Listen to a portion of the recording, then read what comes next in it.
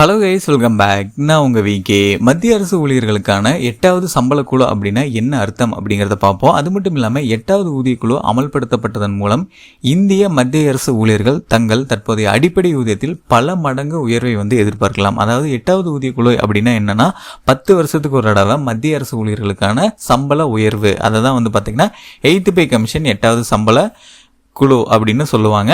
So 2026 ஜனவரியில் இது நடக்க போகுது. ஸோ அதுக்கான தெளிவான டீட்டெயில்ஸ் என்ன அப்படிங்கிறத நம்ம இந்த வீடியோவில் பார்க்கலாம். ஜனவரி மாதம் மத்திய அமைச்சரவையால் அங்கீகரிக்கப்பட்ட 8வது ஊதியக்குழு மத்திய அரசால் அதன் ஊழியர்களுக்கு 2026 அல்லது 2027 ஆண்டில் செயல்படுத்தப்படும் என்று எதிர்பார்க்கப்படுகிறது. 8வது ஊதியக்குழு ஏற்கனவே அறிவிக்கப்பட்டிருந்தாலும் அதன் பணி, விதிமுறைகள், உறுப்பினர்கள் மற்றும் தலைவர் இன்னும் அறிவிக்கப்படவில்லை. இப்போ வரைக்கும் கிட்டத்தட்ட 6 மாதம் கம்ப்ளீட் ஆச்சு. ஆணையம் செயல்படுத்தப்பட்டவுடன் அனைத்து மத்திய அரசு ஊழியர்களுக்கும் சம்பள உயர்வை உறுதி செய்யும். சம்பள திருத்தத்தின் முதன்மை கவனம் சம்பள மேட்ரிக்ஸை புதுப்பிப்பதாகும். அதன்படி தனிநபர்கள் வெவ்வேறு வேலை நிலைகளில் ஊதியம் பெறுகிறார்கள். அடிப்படை ஊதிய உயர்வை தீர்மானிக்க ஃபிட்மேன் காரணி இந்த கணக்கீட்டை பாதிக்கிறது. ஃபிட்மேன் காரணி என்றால் என்ன அப்படின்னு பார்த்தீங்கன்னா 8வது ஊதியக்குழுவின் படிநிலைகளில் எதிர்பார்க்கப்படும் சம்பள உயர்வு என்ன என்பதற்கான விளக்கம் கீழே உள்ளது. அதாவது பார்த்தீங்கன்னா 2026 ஜனவரியில் மத்திய அரசு ஊழியர்களுக்கான சம்பள உயர்வு இருக்கும். அதுக்கப்புறம் அந்த சம்பளமே ஒவ்வொரு மாதமும் வழங்கப்படும். ஆனால் இப்போது 2025 ஜனவரியிலேயே அதுக்கான அதிகாரப்பூர்வ அறிவிப்பு வந்துச்சு. அந்த பணிகளுக்கான தலைவர் இன்னும் நியமிக்கப்படலை. ஸோ அதுக்கான ப்ராசஸ் எல்லாமே நடந்துட்டுருக்கு. ஸோ அது எல்லாமே கூடிய விரைவில் முடிஞ்சு அடுத்து 2026 இந்த 8th பே கமிஷன் மூலமாக சம்பள உயர்வு இருக்கும் அப்படின்னு எதிர்பார்க்கப்படுது. அது எவ்வளவு பெர்சன்டேஜ், அதாவது எவ்வளவு ஹைக் இருக்கும் அப்படிங்கிறது பார்த்தீங்கன்னா இந்த ஃபிட்மேன் ஃபேக்டர் அப்படின்னு சொல்லுவாங்க. அது மூலமாக கணக்கீடு செய்யலாம். ஸோ அதை வச்சு எப்படி கால்குலேட் பண்ணால் என்ன பெர்சன்டேஜ் வருது அப்படிங்கிறத நம்ம இப்போ பார்க்கலாம். திருத்தப்பட்ட சம்பள மேட்ரிக்ஸின் கீழ் புதிய சம்பளத்தை கணக்கிட இது ஊழியரின் தற்போதைய சம்பளத்திற்கு பயன்படுத்தப்படும் பெருக்கி ஆகும்.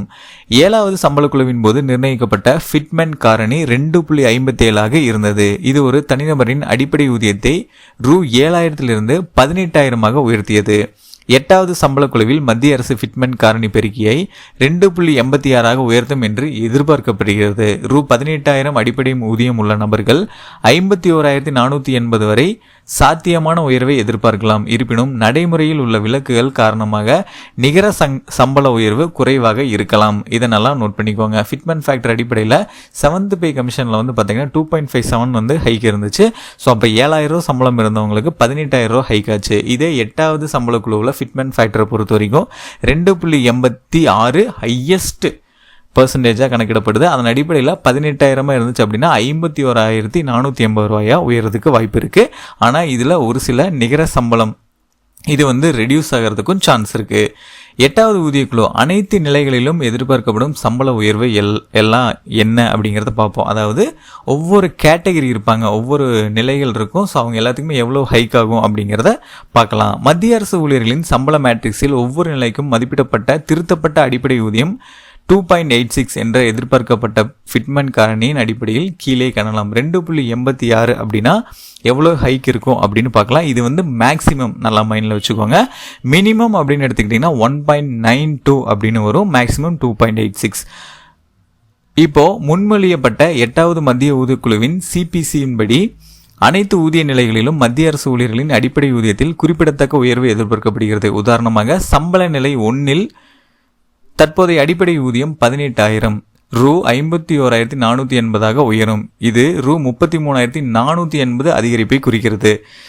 இதேபோல் நிலை 2 உள்ள ஊழியர்களின் அடிப்படை ஊதியம் 19,900 ரூ. 56,914 உயரும். அதே நேரத்தில் நிலை 3 ஊழியர்கள் ரூ. 62,062 பெறலாம். இது தற்போதைய ரூ. 21,700 40,000 அதிகமாகும். உயர்மட்டங்கள் வரை இந்த போக்கு தொடர்ந்து மேல் நோக்கி செல்கிறது.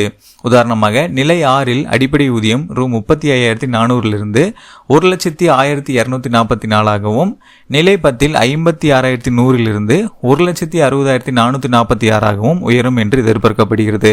இது 1,00,000க்கும் அதிகமான அதிகரிப்பை பிரதிபலிக்கிறது. இந்த திட்டமிடப்பட்ட புள்ளிவிவரங்கள் சம்பளத்தில் கணிசமான திருத்தத்தை குறிக்கின்றன. இது 8வது சிபிசி கட்டமைப்பின் கீழ் அரசு ஊழியர்களின் நிதி நல்வாழ்வுக்கு குறிப்பிடத்தக்க ஊக்கத்தை அளிக்கும் அப்படின்னு எதிர்பார்க்கப்படுது. இப்போ நம்ம பார்த்தீங்கன்னா 2.86 ஃபிட்மேன் ஃபேக்டர் அடிப்படையில் எவ்வளோ ஹைக் இருக்கும் படிநிலைகள் அடிப்படையில் அப்படின்னு பார்த்தோம். இதுவே 1.92க்கு எவ்வளோ, 2க்கு எவ்வளோ, 2.3க்கு மேலே வந்துச்சு அப்படின்னா எவ்வளோ அப்படிங்கிற தெளிவான டீட்டெயில்ஸை நம்ம ஆல்ரெடி ஒரு வாரத்துக்கு முன்னாடி வீடியோஸ்லாம் நம்ம கொடுத்துருக்கோம். 3%க்குமே எவ்வளோ சம்பள உயர்வு இருக்கும் அப்படின்னு சொல்லியிருக்கோம். இந்த வீடியோவில் வந்து பார்த்திங்கன்னா 2.86 கணிப்புப்படி கிட்டத்தட்ட மேக்ஸிமம் எவ்வளோ அப்படிங்கிறத வந்து நம்ம கால்குலேட் கொடுத்துருக்கோம். இப்போது இந்த நிலை 1, நிலை 2 அப்படின்னு பார்க்குறோம்ல, ஸோ அதில் கேட்டகிரி வைஸ் நம்ம செக் பண்ணும்போது எந்த நிலையில் எந்த அரசு ஊழியர்கள், எந்த மத்திய அரசு ஊழியர்கள் வருவாங்க அப்படிங்கிற தெளிவான டீட்டெயில்ஸும் நான் உங்களுக்கு இப்போ சொல்கிறேன்.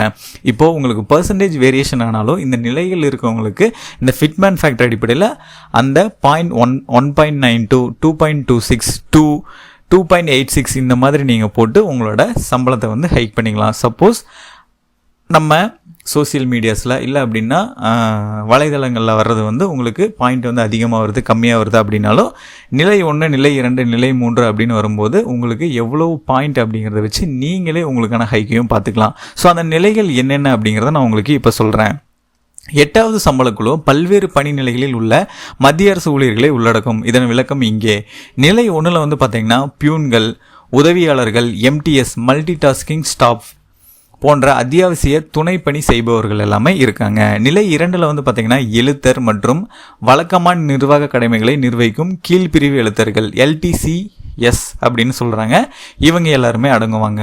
நிலை 3ல் காவல்துறை, பாதுகாப்பு மற்றும் பொது சேவைகள் முழுவதும் கான்ஸ்டபிள்கள் மற்றும் திறமையான வர்த்தக ஊழியர்கள் எல்லாருமே அடங்குவாங்க. நிலை 4ல் படியெடுத்தல் மற்றும் ஆவணப்படுத்தலை நிர்வகிக்கும் ஸ்டெனோகிராஃபர்கள், கிரேடு D மற்றும் ஜூனியர் கிளர்க்குகள், இவங்க எல்லாருமே அடங்குவாங்க. நிலை 5ல் உயர்மட்ட நிர்வாகம் மற்றும் தொழில்நுட்ப ஆதரவை வழங்குவதற்கு பொறுப்பான மூத்த எழுத்தர்கள், உதவியாளர்கள் அல்லது தொழில்நுட்ப பணியாளர்கள், இவங்க எல்லாருமே அடங்குவாங்க. நிலை 6 இது எல்லாமே ஹைக்கானது.